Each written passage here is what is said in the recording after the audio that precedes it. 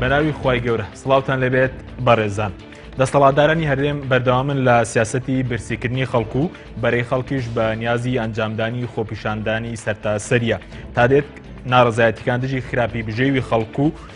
زیاد دەکات و دەسەڵاتدارانی هەرێمیش دەیانەوێت ئەم دۆخە بکەنە ئەمری واقع. بە میواندەرێک لە بەڕێزان هاوژین عومەر نووسەر و ڕۆژنامەنووس، ئاوات حەسەن ئەندامی دەستەی باڵای بەرەی خەڵک لە ئەستۆدیۆی سەرەکی، هەروەها لە شاری هەولێرەوە دکتۆر ئەحمەد حەمەدەمین مامۆستا لە زانکۆی سەلاحەدین تاوتوێم پرسە دەکەین. لە سەرەتادا راپۆرتێک دەبین، دواتر لەگەڵ میوانەکانمان درێژە بەم پرسە دەدەین. ناڕزایەتیەکان دژی سیاسەتی برسیکردنی خەڵکی کوردستان لەلایەن دەسەڵاتدارانی هەرێمەوە بەرفراوانە بێت. بەرەی خەڵکیش بە نیازی ئەنجامدانی خۆپیشاندانێکی سەرتاسەرین. دوای زیاتر لە 2 ساڵ لە قەیرانی دارایی کە بارگرانیوی تەنها بۆ خەڵکی ڕۆژوڕووتی ئەم هەرێمە بووە، دەسەڵاتداران بەردەوامن لە سیاسەتی سێک هەڵبوشینی خەڵکی هەژار و ئەیانەوێت ئەم دۆخەی خەڵکی تێیدا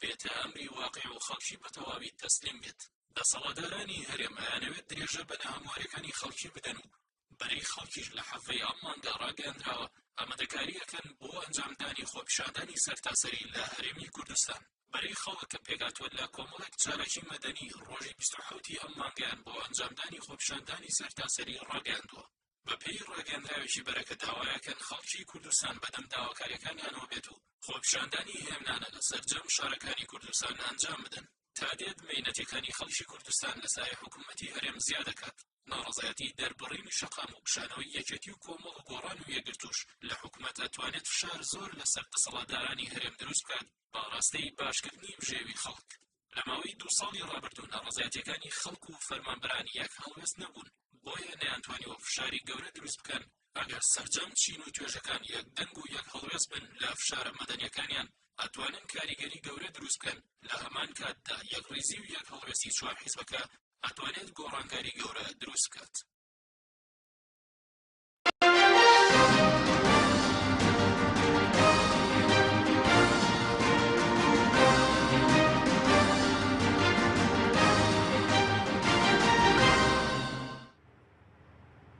دووبارە سڵاوتان لەبێت بەڕێزان، سوپاس بۆ میوانەکانمان، بەخێر بن. سوپاس بامەتان مامۆستاوە دەگەر لە بەڕێستانەوە دەستی بکەین بزانین ئەو تابلۆیت بۆچی هێناوە بۆ سۆدی ئێمە. سەرەتا سوپاستانەکەم و سوپاس بۆ بینەرانی کە لە کاتی خۆیان دەگرن و ئێستا بینەری ئەم بەرنامەی جەنابتانن و سڵاو و ڕێزمان هەیە بۆ پێشمەرگە قارەمانەکان و بۆ سەرجەم خەڵکی کوردستان. ئەم تابلۆیە کە دەڵێ بەسە و تاکەی تێر نابن، ئەمە تعبیرێ لەو معاناتەی کە خەڵکی کوردستان 25 ساڵە بەدەست کۆمەڵێک خەڵکی مافیا و چەتە دەناڵێنن و پێم وایە کە خەڵک چیتر لە تەحمولیان نەماوە و ئەمانە بۆ خۆیان لە باشترین ژیان دەژین و خەڵکیش لە دۆزەخە. بۆیە ئێمە لێرە بە دوا پێیان دەڵێن کە ئیتر تا ئێرە بوو، لێرە بە دوا ئێوە چانسی ئێوەتان نییە کە چیتر وەکو مافیا لەسەر خوێن و قوتی ئێمە بژین و لێرە بە دوا ئێمە خۆمان کاروباری خۆمان بەڕێوە دەبین و ڕێگە نادەین چیتر ئێوە بە ناوی نەتەوایەتی و بە ناوی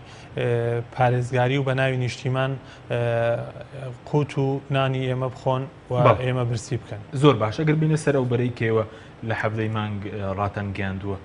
کارەکانی بەرەکەتان وەکو بەرەی خەڵک بەکوێ گەشتنەوە تانەوێت چی بکەن؟ ئەم بەرەیە دیارە ساڵانێکی زۆرە خەڵک معاناتی هەیە و خەڵک دووچاری شێوازێکی برسیکردنی سیستماتیکە بێتەوە. هەندێک لە حیزبەکان بە تایبەت چەند حیزبێکی دیاریکرا و کە لە دەسەڵاتیان بەدەستەوەیە ساڵانێکی زۆرە بۆ ئەوەی کە چۆک بە خەڵک دابدەن و ڕازیان بکەن بەو ئەجێندانەی کە خۆیان فەرزی دەکەن بە سەریانە، خەڵکیان برسی کردووە وەکو شێوازێک لەوەی کە ناچاریان بکەن بۆ خواستانەی کە خۆیان هەیەە وەکو پارتە سیاسیەکان. ئەوە بوو پارساڵ مامۆستایان و فەرمانبەران بە جیاجیا داهاتنە سەر جادە و داوای ماف و داوای ئەوەیان دەکرد، بەڵام پارتە سیاسیەکان جارێکی تر سەرکوتی مامۆستایان و سەرکوتی داخوازیەکانی فەرمانبەران و چین و توێژە جیاجیەکانیان دەکرد. ئەمساڵ هاوڵاتیان و خەڵکی هەرێمی کوردستان بیریان لەوە کردەوە کە شێوازەکە بگۆڕن لە توێژەوە بیکەنە بەرەیەکی بەرفراوانتر کە سەرجەم چین و توێژەکان لە خۆ بگرێ بۆ ئەوەی کە دەسەڵات ناچار بکە لە بەرامبەر داواکانی ژیانی خەڵک بە چۆکدابێ ئەم بەرەیە سەرجەم چین و توێژەکان لە خۆ دەگرێەوە لە زاخەوە تا خانەقین هیچ ناوچەیەک بە دەرنیە لەم بەرەیە و سەرجەم چین و توێژەکان دەتوانن بەنیازی چینەوە وەکو بەرەی خەڵە ئێمە بەرەی خەڵک ڕۆژی 27 مانگمان دیاری کردووە بۆەوەی فشاری مەدەنی زۆر گەورە بکەینە سەر دەسەڵات وەکو ئەمە وەکو زەنگێکە باشە فشار مەدەنیەکە چییە؟ 27 مانگ ئێمە سەرجەم کایەکان ئیفلیش دەکەین بە شێوازێکی مەدەنی ئەو کایانەی کە ئەوان لەسەری وەکو بزنسمان ئیشەکەن جارێکی تر تکرارەکەمەوە لە چوارچێوەی کاری مەدەنی و لە کاری یاساییدا سەرجەم بەرژەوەندیەکانی ئەو پارتانە ئەو کەسانە کە قوتی خەڵکیان بڕیوە ئیفلیش دەکەین و موادەیەکیان دەدەینێ کە تا ئەو وادەیە سەرجەم داواکاریەکانی بەرەی خەڵک دەستەبەر بکەن ئەگەرنا ئێمە لە داهاتوو هەڵوێستەکان باشەکارە مەدەنیەکە چیەوەی کێ 27 مانگ بەنیاز ئێمە داخستنی بازاڕە خۆپشاندانی سەرتاسەری و مانگرتنە هەموو ئەمانە واردە و لە زاخۆشەوە تا خانەقین باشە بۆ 27 مانگە بۆ 25 مانگ سەرجەم چین و توێژەکان سەرجەم چین و توێژەکان ئەبێەوە بزانین دەسەڵاتێوێ لە ڕێگەی چاوشکاندنی مامۆستایانەوە مەسج بنێرێ بە سەرجەم کۆمەلگا مامۆستایان لە بەرەنگاربوونەوەیکی گەورەدان لەگەڵ دەسەڵات ئەگەر بەرەی مامۆستایان بشکێ من پێم وایە سەرجەم کۆمەلگا تێگەشێ و دەسەڵات جارێکی تر وەکو تەحەدیەک بەرامبەر مامۆستایان 27 مانگی دیاری کردووە بە حسابی خۆی بۆی بەسەر مامۆستایان و بەسەر بەرەی علم و زانست تا سەرکەوێ هاوڵاتیانی هەرێمی کوردستانیش بەمە ڕازی نەبوون بۆیە ڕۆژی 27 مانگ وەکو پشتیوانیەک بۆ توێژێکی دیاری ئەم کۆمەلگایەکە مامۆستایانن ڕۆژی 27 مانگیان وەکو یەکەم چالاکی دەستنیشان کردووە بەڵام ڕۆژەکانی تر بەرەکە خۆی دیاریەکە سوپاس دەکەم کاکاوژین جەناویش بەخێر بیت بە بڕۆی بڕێستان ئەو فشارانەی کە ئێستا خەڵک ئەو ناڕزایەتی بەرامبەر بەم دۆخە ئەم فشارە مەدەنیانە تا چندێک کاریگەریان دەبێت بۆ گۆڕینی ئەو واقعی خراپەی کە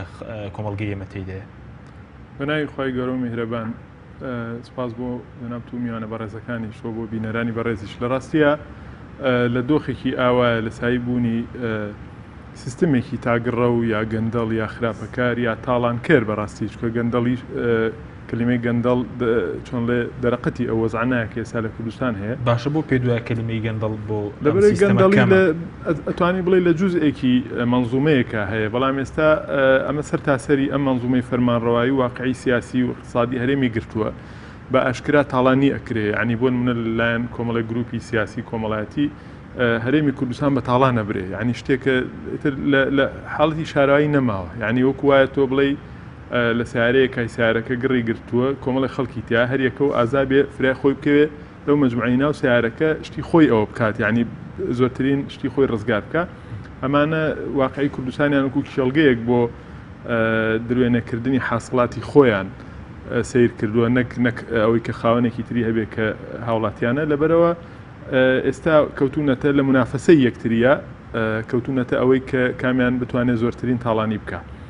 ئەمە قەزەیەک جۆهری وەڵامەکەی من بۆ پرسیارەکەی بەڕێزدەوەیە لە کوسایی کۆمەڵگەیەکی ئاوایە لەو دۆخی کە کۆمەڵگەیەکی وەکو کۆمەڵگەی کوردی تێکەوتووە بەڕاستی نابێ فشار نەمێنێ لەسەر هەموو ئاستەکانە بەڵام ئەگەر تایبەتی کەینەوە بەو هەوڵەی کە هەیە بە تایبەتی ژەم هەوڵەی ئەم مامۆستا بەڕێزانە و کۆمەڵی بەڕێزی تر دەستیان پێکردووە طبعاً مای دەستخۆشیە بەڵام دەبێت ئەومان لەبەر چاو بێ کە لە هەرێمی کوردستان کۆمەڵی هەوڵ تاقی کراوەتەوە ئەنجامێکی ئەوتۆیان نەبووە هەندێک جار ئەنجامی سلبیان هەبووە ئەمە کەمکردنەوە نییە لە حەماس و لە کارە باشەکانی ئەم بەڕێزانە بەڵام قسەکەی من لەوەیە کە هەندێک دەوری تر هەیە دەبێت لە پاڵ ئەمانە خەڵکی تریش بیبینێ ئێمە لە هەرێمی کوردستانە لە سایی بوونی دەسەڵاتێکی یا واقعەیەکی دایان ساڵی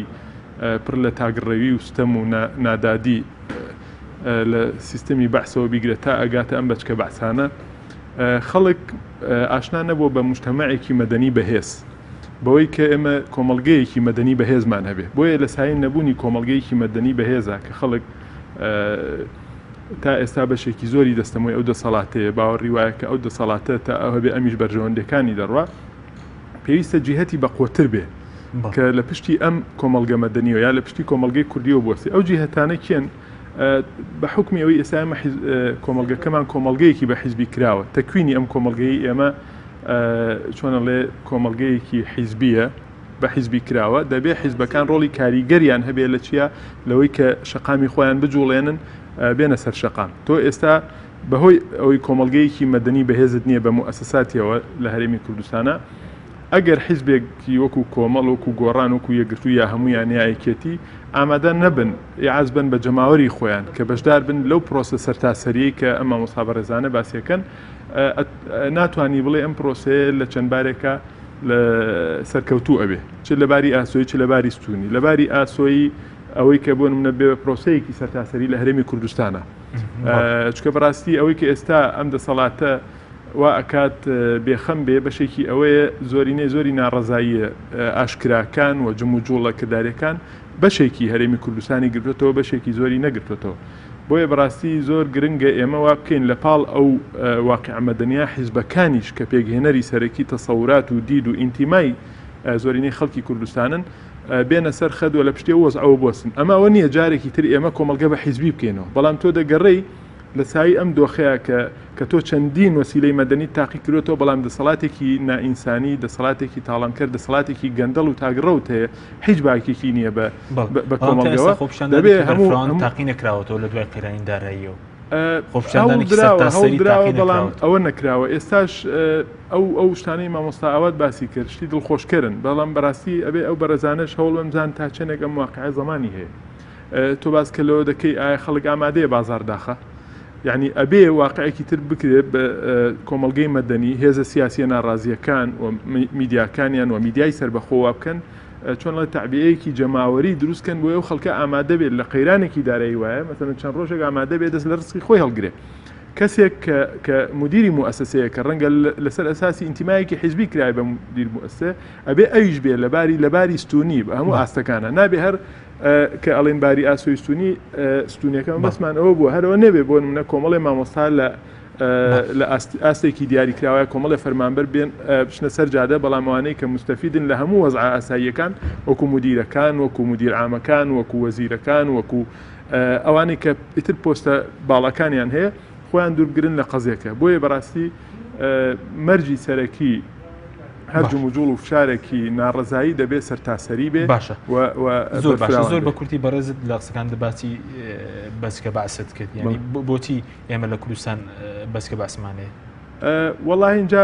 تۆ ئێستا ئەگەر پێناسەی ڕژێمی بەعس بکەیت تر بەحسی سووریا بێ عێراق بێ چۆن پێناسەیەکەی اینجا دوایەوە پێناسی ئەم دەسەڵاتە بکە یعنی ڕەنگە لە هەندێکیانە هەندێک مبەڕیری ڕژێمێکی بەعس چۆنەڵێ ئەساسێکی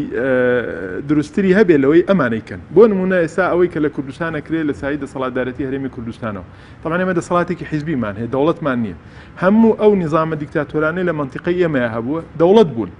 حیزبی دیکتاتۆرمان نەبوو بە معنای ئەوەی ئێستا بێ لە نەبوونی دەوڵەتە حیزبێک دیکتاتۆر بێ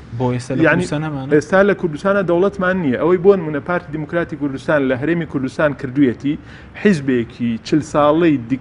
دەوڵەتێکی تەمەن 40 ساڵەی دیکتاتۆری لە منتیقەکە هەر ئەوەی کردووە تقریبا یعنی ئەم لەسەر ئاسی 3-4 ملیۆن کەسەوەی کردووە ئەوە لەسەر ئاسی 25 ملیۆنەوەی کردووە خۆ بەڕێژەش بێ ئەمەی پارتی دەسەڵاتدارانی هەرێم لە ڕوبع قەرنی ڕابردووە کردوانە ئەوە زیاتر بووە ئێمە لە سووریا دەوڵەتێکی دیکتاتۆرە بینین ڕاستە حیزبێک پێگەێنەرەتی بەڵام لە دوجارە تۆ دەوڵەتێکت هەیە دیکتاتۆرێت تا چەقی بەستووە لە سەردەمی بەعسا دەوڵەتی عێراق دەوڵەتێک بۆ دیکتاتۆرێت تیا هەبووە لیبیا هەروە میسر هەروە بەڵام لە کوردستان تۆ دەوڵەتت نییە حیزبێکت هەیە زوڵمێکەکە کە دەسەڵاتێکی وەکو قەزافی 40 ساڵ بە دەوڵەتی کردوێتی دەسەڵاتێکی وەکو بەعز بە 40 ساڵ کردوێت بۆیە بەڕاستی یعنی ئەتوانین بڵێ ڕەنگە بەشکە بەعز ئەمە بۆ قۆناغەکانی سەرەتایی ئەم ئەزمونە کوردی ڕاز بوو بێ ئێستا ئەمانە بوون بە بەعسێکی تەواو کە بەڕاستی دابڕاون لە هەموو ڕەهەندێک لە مۆراڵ و ڕەهەندی ئینسانی لە باشە دواتەگەرم و لای بەڕێز دەگەر بچینە لای بچینەورە لای کاک دکتۆر ئەحمەد کاک دکتۆر زۆر سپاس بۆ بەشداریکردن لە بەرنامەکەماندا دەمەوێت ڕای بەڕێزتان بزانین سەبارەت بەو ناڕەزایەتێکی کە ئێستایەوە بە تایبەتی بەرەی خەڵک کە ئێستا ئامادەکاری دەکات بۆ ئەنجامدانی مەسەلەی خۆپیشاندان ئایا ناڕەزایەتی و فشاری مەدەنی دەتوانێت بژێوی خەڵک باش بکات؟ سڵاوی خوا لە تۆش و لە بینەران و لە میوانە بەڕێزەکانت خۆشحاڵم لە بەرنمەیەکی وا لەگەڵتانم بەگشتی ئەم بارودۆخ و زڕوفەی کە وانزیکەی لە 2 ساڵ تێپەڕ دەبی بەسەر هەرێمی کوردستاندا هاتیە چ لە دۆخی چەقبەستووی سیاسی و چ لە مەسەلە اقتصادیەکەدا خەریکە لە دوجاردا دەستی خستۆتە بێنە قاقای کۆمەلگا بەگشتی لە هەموو چین و توێژەکاندا بۆیە ئەم بارودۆخە کاتۆتە بێشەوە جۆرێک لە ناومێدی هێناتەکایەوە ئەمەش لە ئەنجامی بێباچی دەسەڵاتە لە بەردەم داخوازیەکانی کە کۆمەلگا هەیەی ئێمە وەک مامۆستانی زانکۆ بە هەستکردن بە مەسئولیەت و بەرپرسیارەتیەوە ماوەیەکی زۆرە بیر لەوە دەکەینەوە چی بکەین بەرنامەمان چیبی بۆ بەتایبەتی بۆ ساڵی دەستپێکی خوێندنی نوێدا بەڵام لە سەرجەم ئەو هەنگاوانەی کە ناومانەوە ئاگادارکردنەوەی دەسەڵات بۆ ئەم بارودۆخ و زروفەی کاتۆتە پێشەوە چ تەسیری دەکاتە سەر مەسلەی پەروەردە و خوێندن و خوێندنی باڵاوە لە دوجارژدا کاریگەری کردە سەر کۆمەلگا و هەموو شەریحەکانی دیکەدا هەستەکەین دەسەڵات بەگشتی بێباکە و وەڵامێکی پێویستی نییە بۆ داخوازی کۆمەلگا بۆیە بەرەی خەڵک ئەوەی کە مامۆستا ئاماژە پێکرد دروست بووە لە ئەنجامی نەبوونی وەڵامی دەسەڵاتە لە حکوومەت بۆ داخوازەکانی کۆمەڵانی خەڵکی کوردستاندا ئەم نامێدیە سەری بۆ کێشاوەکە خەڵک لە چەند ڕۆژی ئایندەدا بەرنامەی ئەوەی هەیە کە ئەم بەرە خەڵکە دەست بە خۆپێشاندان و ناڕزایی بکە بۆ ئەوەی بزانین لە بەرامبەر ئەم شێوازی دەربڕین و ناڕزاییە حکوومەت وەڵامێکی هەیە لە بۆ بەڵی کاکتۆر پێ دوایە کاریگەری دەبێەوە ئەم ناڕزایەتیە ناڕزایەتێکی سەرتاسەری مەدەنی دەبێت لە کوردستان ینی کاریگەریەکانی چین ینی پێ دوایە ئەگەر سەرتاسەری نەبێت کاریگەرێکی نابێت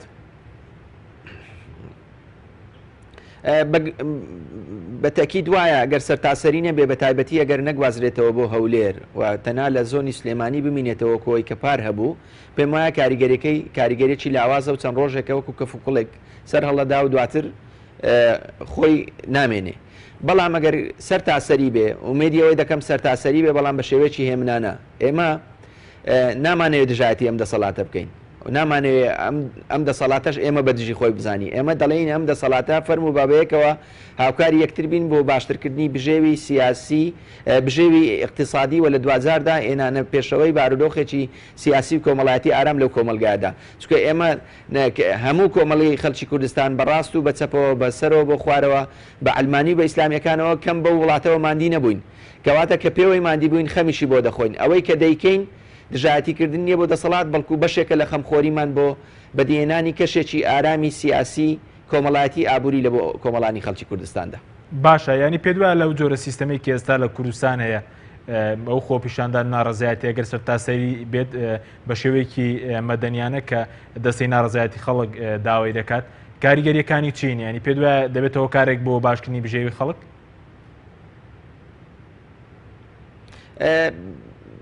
ئەمە هەنگاوێکە لە دوای ئەم هەنگاوە ناڕزایانەی کە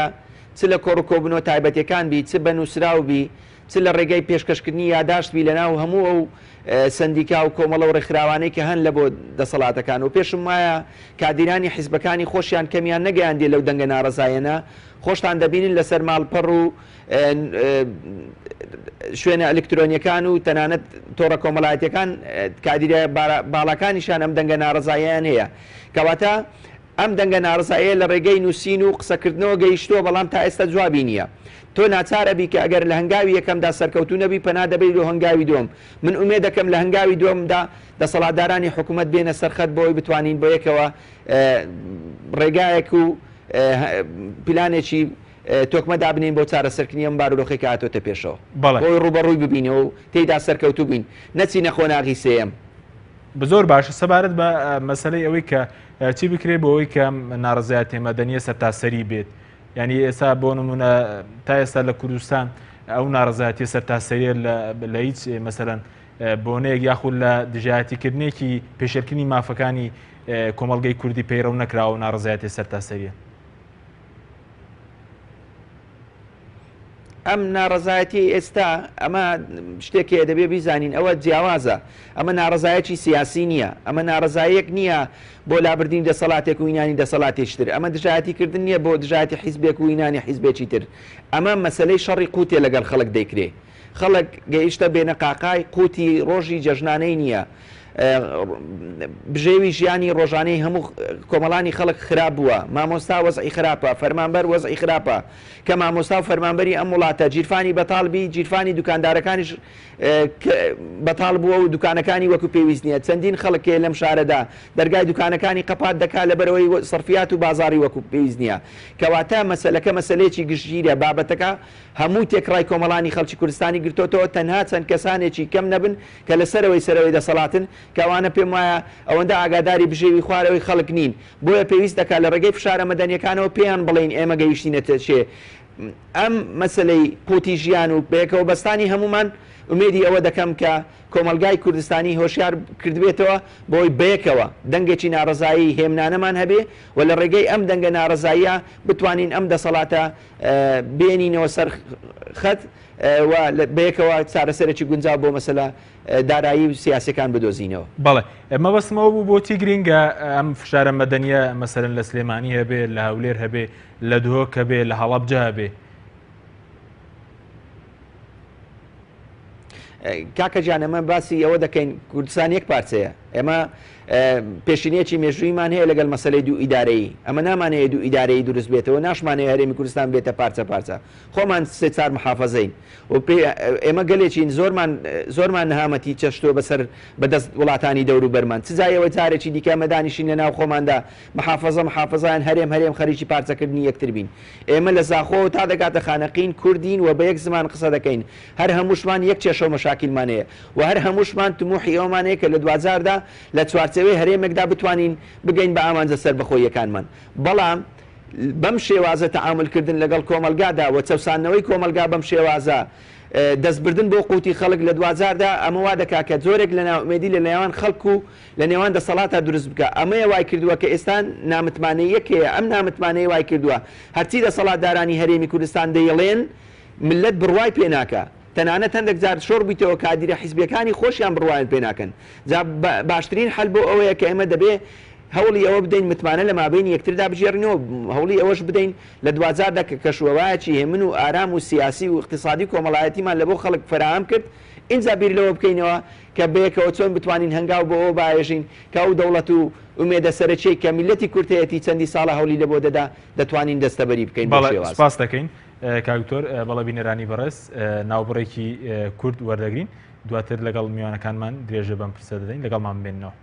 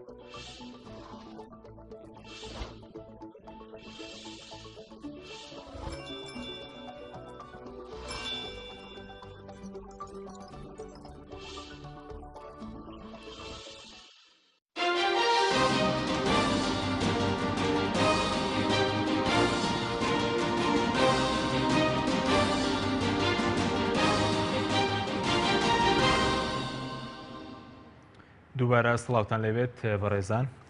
ماوەستا ئەوەت ئەگەر گورم و لای بەڕێز سەبارەت بووی کە ئەو مڵەتێکیەوە داتان ناوە تقریباً 8 ڕۆژی ماوە. خۆتان مۆڵەتان بۆ ئەو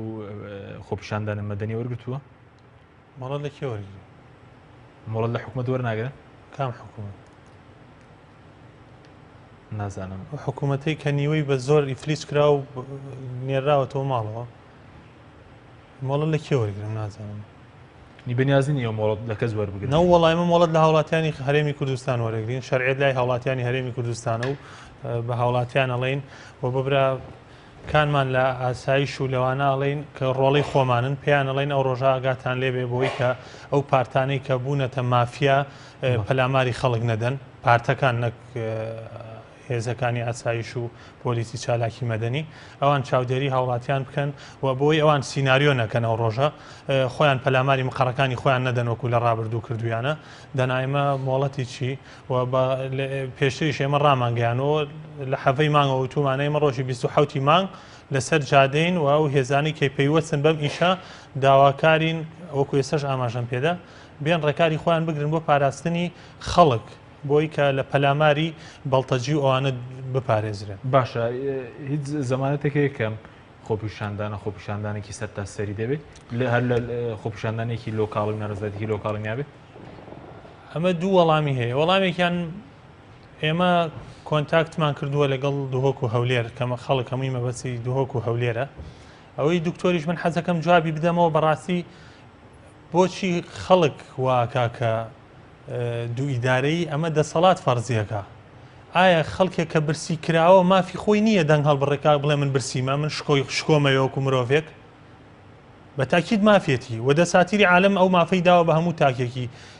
دنیا و دەستوری عراقیش لە ناویە من لە کاتێکە پارەکەم ئەخۆی مناڵەکەم برسی ئەەکەیت نایەڵی بشیم و دوایش نایەڵی بێم داوای مافی خۆم بکەم ئەمە لەکوێ جێ بێتەوە بۆیە ئێمە کۆنتاکتمان کردووە لەگەڵ خەڵکی هاوڵاتیانی بەڕێز لە دوهۆک و لە هەولێر و ڕۆژی 27 مانگ ئەوانی شۆک و ئێمەیە ئەڕژێنە سەر جادە لە ئەگەریەوەی کە دەسەڵات ڕێگە نەدا خەڵک بێتە سەرجادە و خەڵک داوای مافی خۆی بکە ئەمە من لێرەوە بە دکتۆرە لەم دکتۆرەوە ئەو دەسەڵاتە مافیایە کە بڕیاری دوو ئیدارەی داوە و هێڵێکی درێژ کردوەوە لە بینی ئەو دوو زۆنەیە وەکو هاوڵاتیان ئێمە تاکێک لە هەڵەبجە و تاکێک لە زاخۆ و لە دۆکی جیاوازیەکی نییە بۆ ئێمە و سەبارەت بە بەشێکی تریش ینی من حەقم چییە بەڕاستی من لێرە لە ماڵەکەی خۆم هەست بەستەمەکەم هەستەکە من لێرە ئەچەوسێنرێمەوە چوار پارت لێرە ئێمە وەکو هاوڵاتی دەنگمان پێدان وتمان بڕۆن شەڕ بۆ ئێمە بکە من شەڕی من نییە من بچم نوێنەرم نردووە ئەم حیزبانە خەڵک کردوونی بە نوێنەری خۆیان بچن شەڕ بکەن ئێستا تۆ شەڕ بکەن لەگەڵ ئەو کەسەی کە مافی خەڵکە خوا شەڕ بکەن لەگەڵ لە دەرەوەی هەرێم لە ناو هەرێم شەڕ بکەن بۆ کەسێک کە پێت نەخێرەگە شەڕ ئەو خۆی هاتووە تۆ ئێستا بە خەڵگەڵە تۆ بۆ ناوی بەرگریم لێ بکەی ئێ تۆ من نردومی شەڕم بۆ بکە ئەگەر خۆم شەڕەکە بکەم تۆم بۆ چیە تۆ بۆ بەناوی من 8 ملیۆن و 20 ملیۆن وەرگری لەبەر ئەوەی کە بەڕێز کاکاوژینی ژووتی من لەگەڵ بەشێ لە قسەکانی بەڵام سەبارەت بۆی کە ئێمە هەوڵی کەس پشتگوێ ناخین ئێمە پێمان وایە بەرەی خەڵک بە تەنها نابێت هەوڵەکانی خەڵکی تر نادیدە بگرین داوا لە هەموو خەڵکی لەگەڵ حیزبەکان کۆبوونەتەوە ئێمە من لێرەوە داوا لە سەرجەم پارتە سیاسیەکانەکەم تکایە لەو ناوەڕاستە مەمێننەوە لەو ناوەڕاستە مەمێنەوە یانە بێ لە بەرەی خەڵک بیا لە بێ لە بەرەی دز و مافیاوی باش ئێستا ینی خۆیان ئیگلا نەکردوێتەوە نەخێر ئێمە لێرەوە جارێکتر داواکەین لەسەر جەم پارت و لایەنە سیاسیەکان لەسەر جەم هاوڵاتیانی کوردستان لەسەر جەم بەرپرسان پێتان ئەڵێن بەڕێزان ئێستا گەیشتینە قۆناغێک کە لە ناوەڕاستی جۆگەکە ڕێگە بە هیچ پارتێکی سیاسی نادرێت یانە بێ لە بەرەی خەڵک بی لە کوردستان پێدا تەنها دوو بەرەیە وەسەد نییانی مەجای تیان نەماوە لە نێوان ڕەش و سپی هیچ شتێک نەماوە خەڵکێک هەیە منداڵەکەی ئەمرێ لە برسا ئیتر باوک و دایکیش تەحمل ناکا بە دیار مناڵی برسیەوە کە ئەمرێت دابنیشێ دێتە سەرجادە و ناشکرێ لەو لاوە تۆ مناڵەکەی خۆت لە ئەوروپا بخوێنێ و بە من بڵێ ئاگاد لە مناڵی پێشمەرگە بێ بە من بڵێ زروفی هەرێم داعش هەیە نازانم چی هەیە لەبەرەوە من ژیانی مناڵەکەم لە مەترسیایە چیتر خەڵک تەحمل ناکا لە بەرچای خۆی مناڵەکەی بمرێ و کەسیش مزایدەی ئەوە بەسەر خەڵکی هەرێمی کوردستانەوە نەکە کە ئەم نیشتیمانە لە ژێر مەترسیە لە مەترسی بێ ئێمە ئیپارێزین و خەڵکی هەرێمی کوردستانە کە ئەم دۆخەی بەرهەمهێناوە هەر خەڵکی هەرێمی کوردستانیش ئەبێ بیبارێتێت. کام حیزبانە دەبێت بەڕێز ئێستا کوردستان دووبەریان بەرەی خەڵکیان بەرەی دز و مافیە کام حیزبانەیە کە نابێ لە بە سەرجەم حیزبەکان ئێمە لێرەوە جارێکی تریش بە هاوڵاتیانی هەرێمی کوردستان ئەڵێن ئەم بەرەیە دژی هیچ پارتێکی سیاسی نییە بە تەحدید دژی کۆمەڵێ بەرپرسە لە ناو کۆمەڵێ پارتی سیاسیە ئەشێ دێستا خەڵک وا بزانێ ئەمە دژی پارتیان هەنێ پارتی دیموکراتی کوردستان وا تەرویج بکەن کە ئەمە دژی پارتیە بەڕێزان هاوڵاتیانی هەرێمی کوردستان دژی هیچ کە پارت و لایەنێک نییە وەکو شێوە گشتەکەی بەڵام هەچ کەسێک گەندەڵی بکە هەچ کەسێ دەستی هەبێ لە بەتاڵانبردننی خەڵکی سەرۆت و سامانی خەڵکی کوردستان ئەم بەرەیە لە دژی ئەوانەیە و دەنا دەشێت ئێمە خەڵکیی زۆرمان لەگەڵە کە ئەندام و کادری پارتین و ئەندام و کادری سەرجەم پارت و لایەنەکانی تریشمان لەگەڵ هەروە خەڵکی بێلایانی لەگەڵە بەڵام سەبارەت بەوەی کە ئێمە بمانەوە ڕۆڵی خەڵک نادیدە بگرین ئێمە ڕۆڵی خەڵک نادیدە ناگرین و سپاسی هەموو ئەو هێزولایەن و کەسایەتیان ناکەین کە لە بەرەنگاری گەندەڵ و دز و مافیاکانە هەڵوێستاکەن یەک تێبینیتیشم لەسەر قسەکانی بەڕێز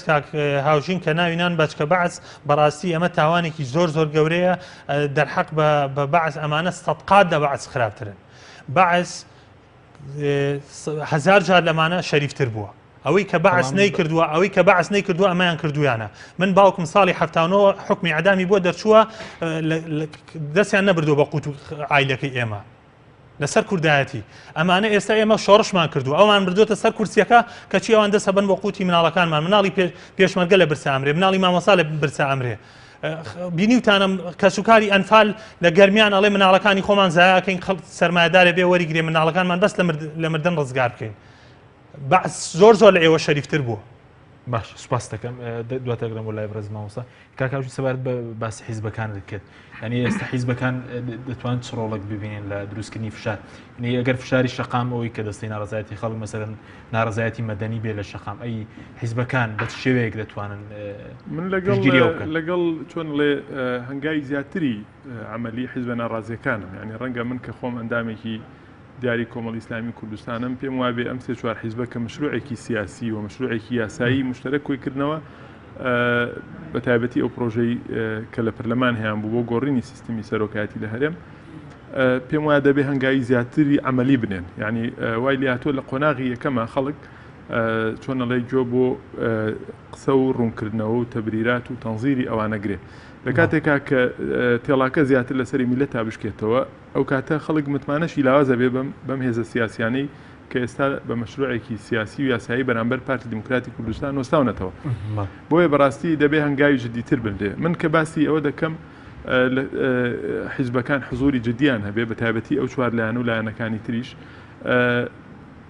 بۆ ئەوە نییە دووبارەیەکەمەوە کە ئێمە بین شتێک دووبارە بکەینەوە کە پێشتر کۆمەلگەی داڕزانەوە کۆمەلگە بکەین بە حیزبی تۆ لەگەڵ ئەمری واقع مامەڵاکەی مجتمعی کوردی مجتمعێکی مسەیەسە بە حیزبی کراوە هەمومانەوە دەزانین یعنی ئێستا هەر حیزبێ بێ دەتوانێت شەقامێکی بیجوڵێنێ ئێمە کە دەڵێن ئێوە لە قۆناغی دروشم و قۆناغی تەنزیر و قۆناغی تیۆری وەرنە بابی عملی مەسەلەکە ئەوەیە بە خۆتان و جەماوەر وەرنە سەر جادە هاوشانی مجتمعی مەدەنی بێنە سەر ئەو جادەیە بۆ نمونە ئەگەر تاکێک مامۆستایەک فەرمانبەرێ ناتوانێت لە هەولێر چۆن لە جموجوڵێکی جەماوەری دروستکە ئەم حیزبانە بە تەکی دەتوانن کۆمەڵی ئیسلامی کوردستان زیاد لە 800,000 دەنگی هێناوە لە هەولێرە یەکێتی نیشتیمانی کوردستان سەوتێکی زۆری هێناوە گۆڕان سەوتێکی زۆری هێناوە یەکگرتو سەوتێکی زۆری هێناوە لە بادینان یەکگرتووی ئیسلامی زیاد لە 800,000 دەنگی هێناوە ئێکا کە من 800,000م نایە بێتە سەرجادە بۆ من دەمەوێت بۆ نمونە 2000 کەس لە حیزبەکەم بێتە سەرجادە کە بۆ نمونە تەحەدای هەموو فشارێ بکە حیزبێکی تر دوو حیزبێکی تر دوو ئیتر بەڕاستی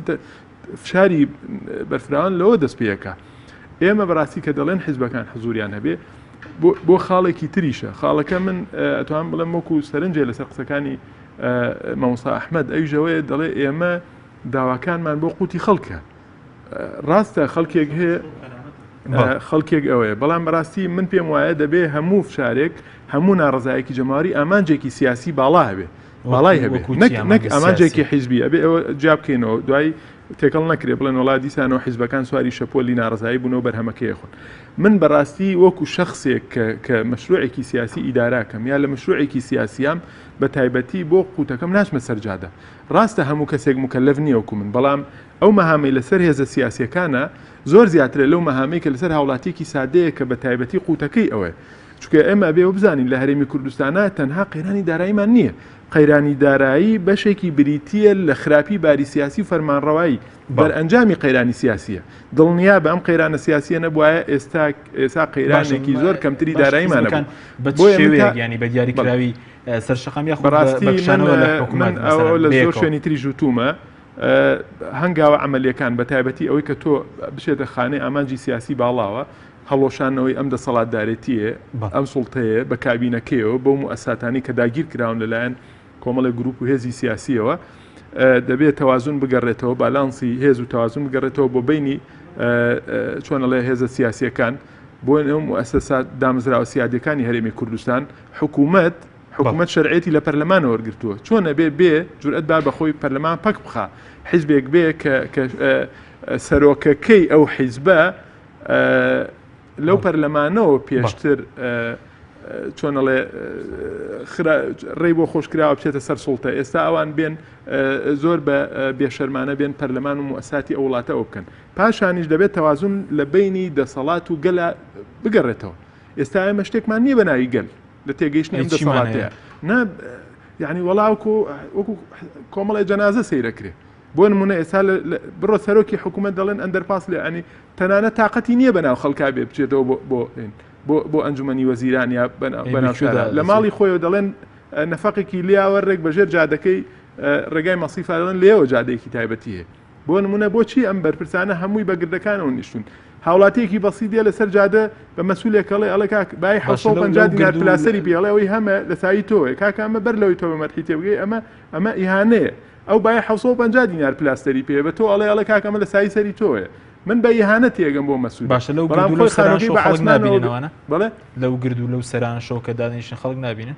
نەخێر ئەزانین چۆنە ئێستا لێرە شتێکمان نییە بەنایی ئەوەی حکمێکی ڕەشید لە هەرێمی کوردستانە دەسەڵاتێکی تاگڕەوی ناشەرعیمانەیە بە ئاشکرا منافەسیانە لەسەر بە تاڵانبرنی ئەوە تۆ لەلایەک ئەم هەرێمە معاشی نیە لەلایەک زانیاری هەیە کە بەرپرسی حیزبێکی سیاسی چووە بۆ بەغا بۆ هەوڵدان بۆ ئەوەی وەزیرەکەی لانەبرێت دایان ملیۆن دۆلاری بردووە تەوزیعەکە زیمە ئەندام پەرلەمانەکانی غەیری کورد دەکڕێ. ئەمە هی خۆیان ینی خەڵک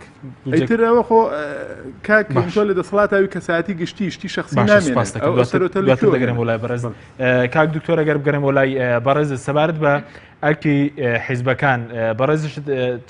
پێ دوایە دەبێت حیزبەکان چڕۆڵێک ببین وەرەکراوەکانی کۆمەڵی مەدەنی لە دروستکردنی فشار بۆ باشکردنی بژێوی خەڵک. وەڵام من دەمەوێت سەرەتا ڕوونکردنەوەیەک بدەم بە مامۆستا ئاواد. ئەمن لە مەسەلەی دوو ئیدارەیە ئەمە بەستمەوە بوو ڕەنگە پەیامەکەم وەک پێویست نەگەیشتبی ڕەنگە بارودۆخ و زروفێکە بێ شەڕی ناوخۆ ئێستاش ئیدامەی مابی هێزەکەبی لە هەولێر پێی وابی زۆر تەبیعی ئەگەر سلێمانی ئایشبی با بمینەوەی لە هەولێر شتە گڕوونەدا. ئێمە دەمانەیە ئەوە ساخکەینەوە کە کوردستان یەک پارچەیە لە خانەقینەوە حتا دەگاتە زاخۆ هەر هەمومان ناڕازین لەم بارودۆخە کە هاتۆتە پێشەوە. ئەوی دیکە مامۆستا هاوژین باسی لێوە کرد کە کێشەکە چەندە اقتصادیە ئەوەندەش سیاسیە بەشی زۆری کۆمەڵانی خەڵکی کوردستان ئەوەی متابعی ئیخبار و بارودۆخ بکات تێدەگا ئەم بارودۆخە لە ئەنجامی کەڵەکەبوونی بارودۆخە سیاسیەکەەوە بارودۆخی اقتصادەکەی بە دوای خۆی داینێ. بەڵام ئێستا دەبێت لە بیرمان نەچی سەرەکیترین داواکاری خەڵکی کوردستان مەسلەی قوت و بژێوی ژیانی خۆیەتی. ڕەنگە ئەوەندە بە مەسەلە سیاسەکەەوە پەیوەست نەبی ئەوە سیاسەکانن بە بارودۆخە سیاسەکەەوە زیاتر پەیوەستن. ئەگەر بین ئەرچی حیزبە سیاسەکان لەگەڵ ئەرچی ڕێکخراوە مەدەنیەکان بینین باسی لێوە بکەین پێم وایە ڕێکخراوە مەدەنیەکان کەمیان نەکردووە لە مەسەلەی گوشارخستنە سەر حکوومەتە. بەڵام حیزبە سیاسیەکان ڕەنگە لەو بابەتەدا کەم تەرخەم ببوون بۆیە من پێم وایە بە تایبەتی ئەم چار حیزبەی کە خاوەنی پرۆژەیەک بوون بۆ گۆڕینی ئاراستەی سیستەمی سیاسی لە هەرێمی کوردستاندا کە لە 2000دا پێشکەشی پەرلەمان کراوە لەوێەوە سەرەتاکانی قەیرانە سیاسەکان دەستی پێکرد دواتر بە پەرخستنی پەرلەمان و نردنەوەی چار وەزیری بزوتنەوەی گۆڕان و ئیتر بەگشتی پەخستنی حکوومەتیشی لێکەوتەوە دەکرێت ئێستا ئەوان خاوەنی هەڵوێستی بوێر و ئازایەنەتر بن باشە کاک دکتۆر بەرە ڕەش و سپیەی کە هەیە دەتوانن باش هەڵوێستی بوێر کەم حیزبانە دەبێ بینوێن چییە؟ هەڵوێستە بوێرەکە چییە کە ئەم چوار هێزە دەبێ بینوێنن؟ لە ئێستاوە من پێم وایە حکوومەتە هەرێمی کوردستان سەرکەوتوو نەبووە لە هەموو ئەو بەرنمەیە کە لە سەرەتای کابینەکە ڕایگەیاندیە ئازانە و بیوارانە زۆر تەبیعیە حکوومەت لە هەموو دنیادا زۆر شتی وا ڕووی داوە حکوومەت ئازانە بێ شکستی خۆی ڕابگەینی و دەکرێت لێرەوە کار بۆ حکوومەتێکی ئینتقالی بکرێت لەم حکوومەتە ئینتقالیە هەم نەخشە ڕێگا دابنرێ بۆ چارەسەرکردنی ئەم بارودۆخە سیاسی کە هاتۆتە پێشەوە و لەگەڵ ئەوەشا کە بارودۆخە سیاسیەکە بەرەو پێشەوە بەرەو باشتر ڕۆیشت من گومانم نییە لەوەی کە بارودۆخە اقتصادیەکە بە ئاسانی بەخۆی دەستەوە سەر ڕێزکەی خۆی باشە باسی ئەوت کرد کە پێویستە و چوارێزە هەڵوێستێکی بوێر بنوێنن پێ دوای باشین هەڵوێست کەم حیزبانە ئێستا بنوێنن بۆ خەڵک هەڵوێستێکی بوێرە بە ئاراسی باشکردنی ژیانی خەڵک چییە؟ کشانەوەی لە حکوومەت کشانەوە لە حکوومەت تاکتاک یاخود بەیەکەوە بڕیار بدەن هەڵوێستە بوێرەکەیە دەبێ هەمویان بەیەکەوە بن من پێم وایە ڕەنگە بە کشانەوەی لایەنێکیان یان بە نەکشانەوەی لایەنەکیان وە کشانەوەی ئەم سێهێزەکەی تر کە پێشتر ئۆپۆزیسیۆن بوون هیچ لە بارودۆخەکە ناگۆڕێ من پێم وایەوە یەکێتی نیشتیمانی کوردستانە دەتوانێت حەسمی بابەتەکان بکە بەڵێ سوپاس دەکەین کاک دوتۆ دواتەگرێن بۆ لای بەرز ماوەسە کاتیشمان کەم ماوە سەباردۆی کە ئێوە هیچ فشارێکتان لەسەر بۆ لەلایەن دەسەڵاتەوە بۆی کە ناڕزایەتی مەدەنی ئەنجام لە 2020 جا بۆچی فشارمان لەسەر خۆیمە دزنین خۆی بێت دز لە خاوەن ماڵ بترسێ ئەوان دزن ئەوان نابێ لە ئێمە بترسن و ئێمە داواکەین لە سەررجەم خەڵکی هەرێمی کوردستان و لە دوهۆک و لە زاخۆ هەتاکو و خانەقین هاوڵاتیانی بەڕێزی هەرێمی کوردستان ڕۆژی 27 مانگ لە چوارچێوەی کاری مەدەنیدا بڕژێنە سەر شەقامەکان و سەڵ دز و لە مافیا مەکەنەوە قورستترین شت کە ئەوان پێی فێرن خوێن ڕشتنە خوێنێک بۆم نیشتیمانە نەڕژێ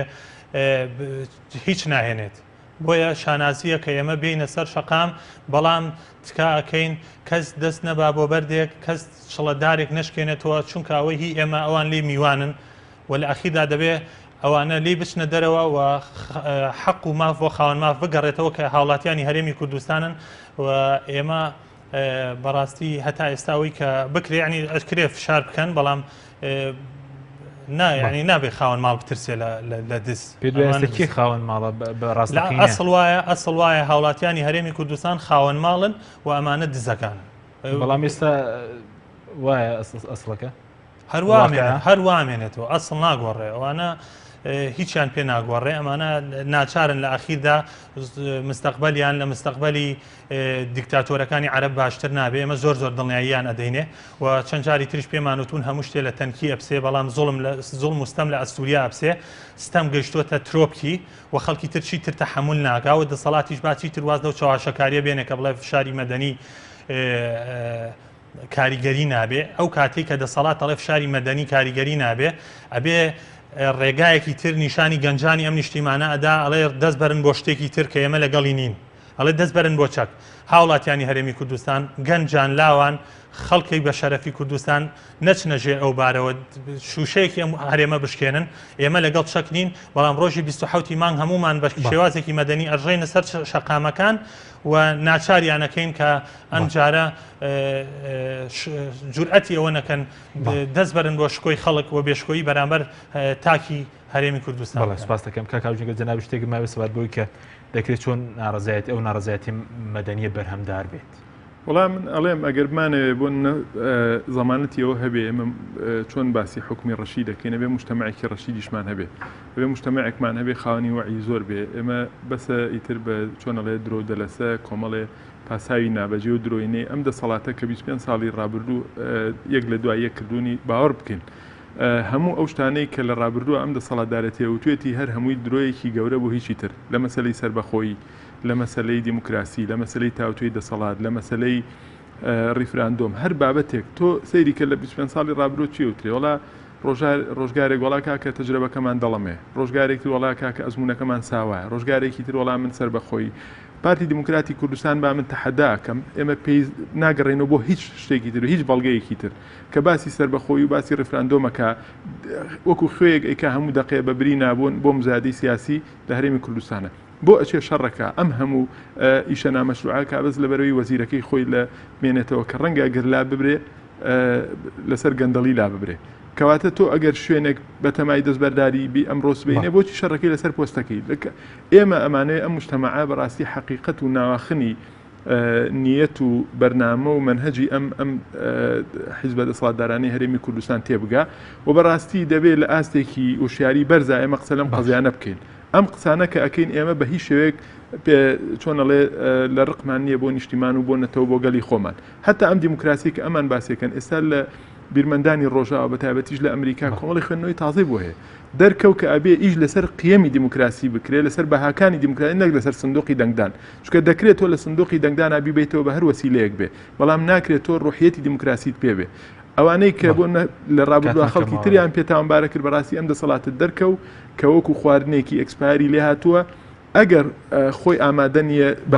چۆنەڵێ بەشکۆی خۆیەوە بە حیا و حرمەتی خۆیەوە ئەو دەسەڵاتە بەجێ بێڵێ دەسەڵات مەرجە نییە تۆ کەسێک بکەیتە دەروی معادلەکە بەڵام ئەو حەقی داگیرت کرد بیگەڕێنەوە بۆ ساحبەکەی خۆی وەگەرنا بەڕاستی دەبێ ئەو فشارانە ڕای سپاس دەکەم کاک دکتۆر دوا پرسیاریش بۆ بەرز دقەیەک بۆ بەرزتان سەبارەت بۆی کە پێ وایە بێدەنگی خەڵک و نەنواندنی فشاری مەدەنی دۆخەکە بەم شێوەیە هەر نایڵێتەوە نابێتە ئەمری واقع من پێم وایە بارودۆخەکە خەریکە دەگاتە بنبەست ئەوەی مەجای تێدا نمایە خەڵک بێدەنگ بی بۆیە منیش داوا لە سەرجەم چین و توێژەکانی خەڵکی کوردستانەکەم بە مامۆستا بە پیاوانی ئاینی بە دوکاندار بە کاسبکار بە عارەبانسی بە فەرمانبەر بە هەر هەمویان بەیەکەوە دەنگبان بخەینە یەک دەنگ بۆی بتوانین بەیەکەوە فشارێکی مەدەنیانەی هێمنانە بەبێ ئەوەی دەنجیشمان بەرزکەینەوە بەسەر دەسەڵاتەکەمانەوە بەبێ ئەوەی وەک مامۆستاوات فەرمووی بەردێکیش دەست بدەین بەبێ ئەوەی لێبگەڕین پارچەیەک و شەش لەم وڵاتە بشتێ و بێتە خوارەوە لە باڵەخانەکان بەڵام بەم دەسەڵاتە بڵین ستۆپ پێویست دەکات تۆ لێرە